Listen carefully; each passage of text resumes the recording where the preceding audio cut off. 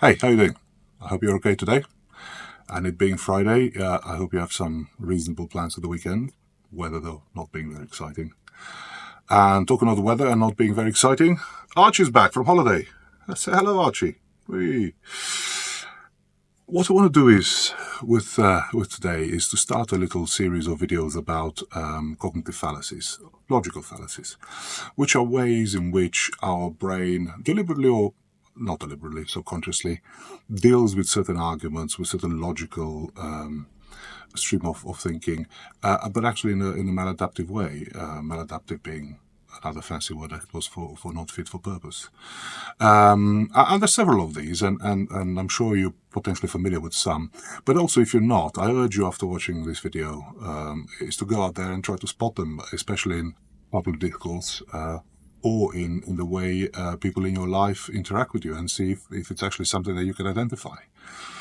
Now, these fallacies are not very helpful, and they can really entertain negative thinking in our life and actually fuel that. So it's a good idea to try and spot them and actually, in identifying them, be able to sort of guard yourself about the harm they can do. Now, the most obvious one, which I want to start with, and you probably see this in politics all the time, is whataboutism. Now, what this implies is that somebody you're talking to doesn't really have the capacity to counter your argument in a meaningful way. So what they do is they try to hoodwink you, they try to trick you by diverting your attention to something else which doesn't really have any relevance to what we're talking. Now, for example, I would say, well, all right, I might have slapped my partner, but at least I'm not like Joe over there. He punches their partner.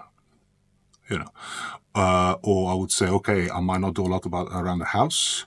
I might not contribute in a meaningful way to our relationship, but at least I don't cheat on you. So the point is is this kind of, well, Joe cheats on you, it's this kind of diverting attention from whatever I do. I can't really have an argument to say, well, actually, slapping you wasn't the right thing to do. It was a very sort of, really terrible, toxic masculinity, a way of winning an argument, if that's winning an argument. But at least I'm trying to pretend it's not as bad as you think it is because Joe over there punches his partner, right?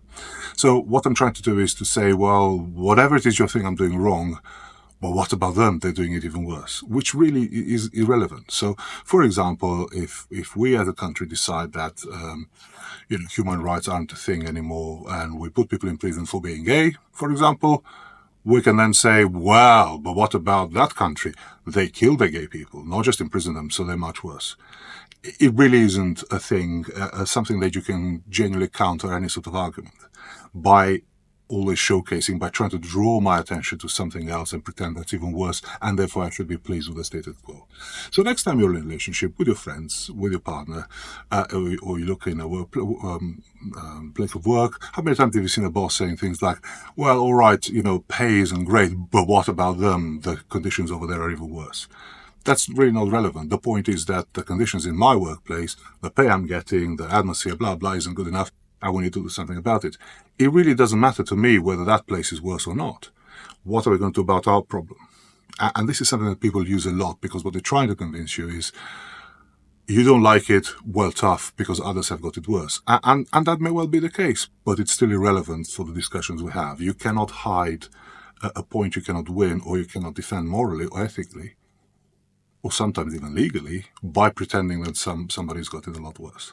So watch out for whataboutism. It's an interesting thing. And next video, I'm going to look at another logical fallacy, see if that's something else you can spot in your life that kind of helps with the negativity or the toxicity you may feel in certain relationships.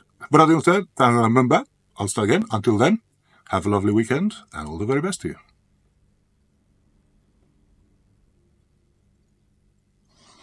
See what I did there? I pretend to turn it off, but I don't know really what I'm doing.